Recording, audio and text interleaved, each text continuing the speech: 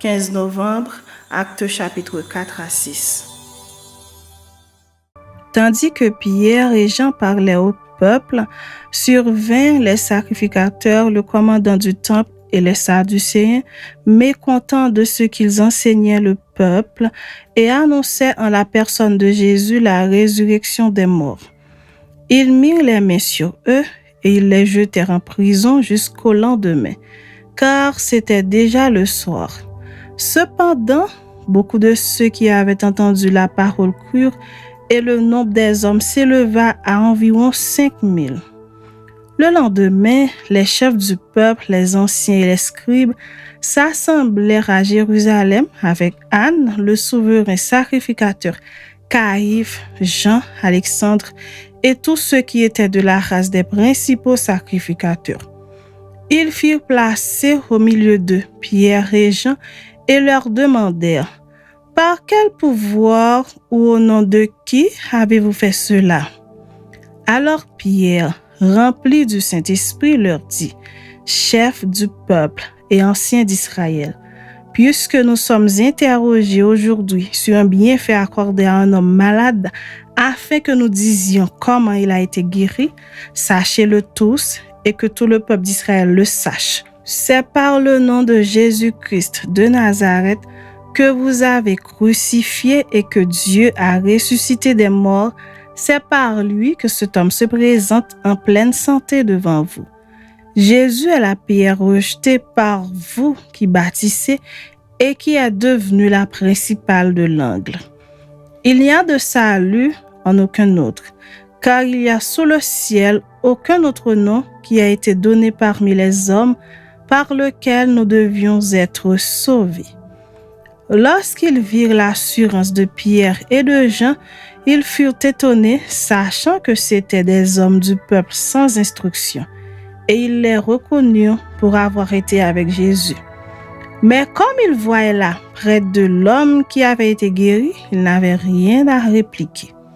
Ils leur ordonnèrent de sortir du Sanhédrin, et ils délibèrent entre eux, disant: « Que ferons-nous à ces hommes ? Car il est manifeste pour tous les habitants de Jérusalem qu'un miracle signalé a été accompli par eux, et nous ne pouvons pas le nier. Mais afin que la chose ne se répande pas davantage parmi le peuple, défendons-leur avec menace de parler désormais à qui que ce soit en ce nom-là. » Et les ayant appelés, ils leur défendirent absolument de parler, d'enseigner au nom de Jésus. Pierre et Jean leur répondirent: « Jugez s'il est juste, devant Dieu, de vous obéir plutôt qu'à Dieu, car nous ne pouvons pas ne pas parler de ce que nous avons vu et entendu. » Ils leur firent de nouvelles menaces et les relâchèrent, ne sachant comment les punir à cause du peuple, parce que tous glorifiant Dieu de ce qui était arrivé. Car l'homme qui avait été l'objet de cette guérison miraculeuse était âgé de plus de 40 ans.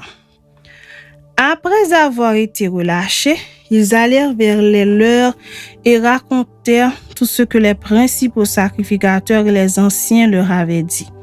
Lorsqu'ils l'eurent entendu, ils élevèrent à Dieu la voix tous ensemble et dirent: « Seigneur, toi qui as fait le ciel, la terre, la mer et tout ce qui s'y trouve, c'est toi qui as dit par le Saint-Esprit, par la bouche de notre Père, ton serviteur David. Pourquoi ce tumulte parmi les nations, ces vaines pensées parmi les peuples? Les rois de la terre se sont soulevés et les princes se sont ligués contre le Seigneur et contre son roi. En effet, contre ton saint serviteur Jésus que tu as oint, Hérode et Ponce Pilate se sont ligués dans cette ville avec les nations et avec les peuples d'Israël pour faire tout ce que ta main et ton conseil avaient arrêté d'avance. Et maintenant, Seigneur, vois leurs menaces et donne à tes serviteurs d'annoncer ta parole avec une pleine assurance en étendant ta main pour qu'ils se fassent des guérisons, des miracles et des prodiges par le nom de ton saint serviteur Jésus. Quand ils eurent prié, le lieu où ils étaient assemblés trembla. Ils furent tous remplis du Saint-Esprit et ils annonçaient la parole de Dieu avec assurance. La multitude de ceux qui avaient cru n'était qu'un cœur et qu'une âme. Nul ne disait que ses biens lui appartinssent en propre, mais tout était commun entre eux. Les apôtres rendaient avec beaucoup de force témoignage de la résurrection du Seigneur Jésus et une grande grâce reposait sur eux tous. Car il n'y avait parmi eux aucun indigent.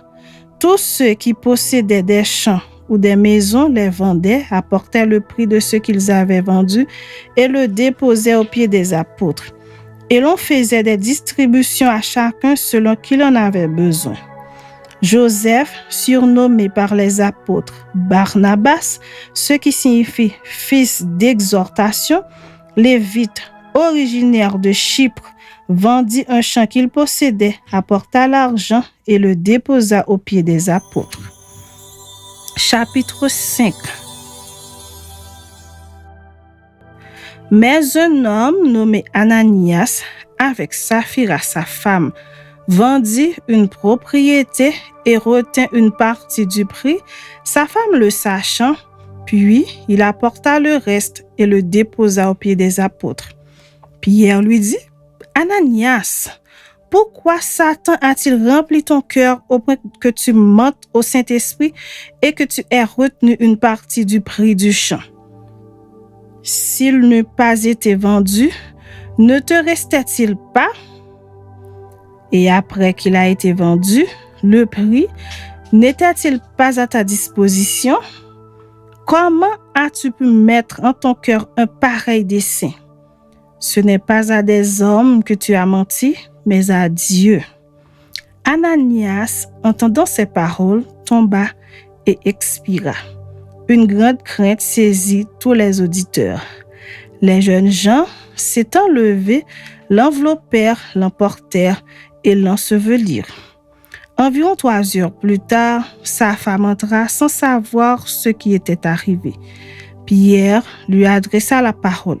« Dis-moi, est-ce à un tel prix que vous avez vendu le champ? » ?»« Oui, répondit-elle, c'est à ce prix-là. » Alors Pierre lui dit, « Comment vous êtes-vous accordé pour tenter l'Esprit du Seigneur?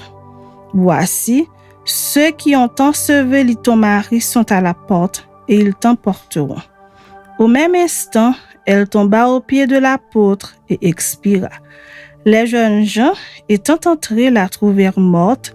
Ils l'emportèrent et l'ensevelirent auprès de son mari. Une grande crainte s'empara de toute l'assemblée et de tous ceux qui apprirent ces choses. Beaucoup de miracles et de prodiges se faisaient au milieu du peuple par les mains des apôtres. Ils se tenaient tous ensemble au portique de Salomon et aucun des autres n'osait se joindre à eux, mais le peuple les louait hautement. Le nombre de ceux qui croyaient au Seigneur, hommes et femmes, s'augmentait de plus en plus, en sorte qu'on apportait les malades dans les rues et qu'on les plaça sur des lits et des couchettes, afin que lorsque Pierre passerait, son ombre au moins couvrit quelqu'un d'eux. La multitude accourait aussi des villes voisines à Jérusalem, amenant des malades et des gens tourmentés par des esprits impurs, et tous étaient guéris. Cependant, le souverain sacrificateur et tous ceux qui étaient avec lui, savoir le parti des Sadducéens, se levèrent remplis de jalousie, mirent les mains sur les apôtres et les jetèrent dans la prison publique.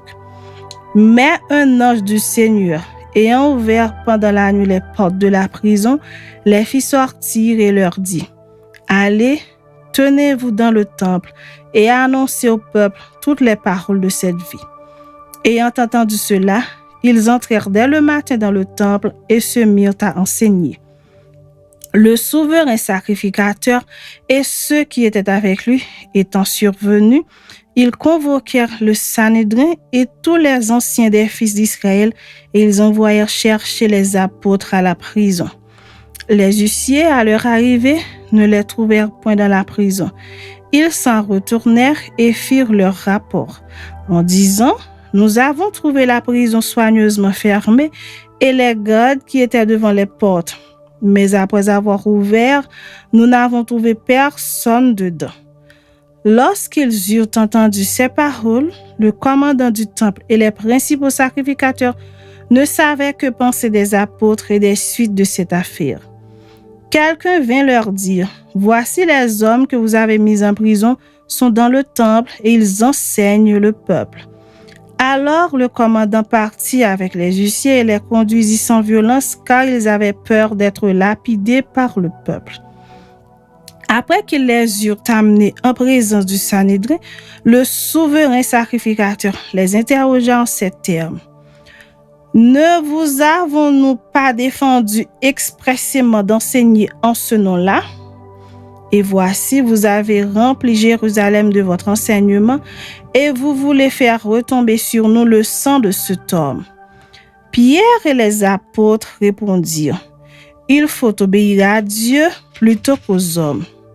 Le Dieu de nos pères a ressuscité Jésus, que vous avez tué en le pendant au bois.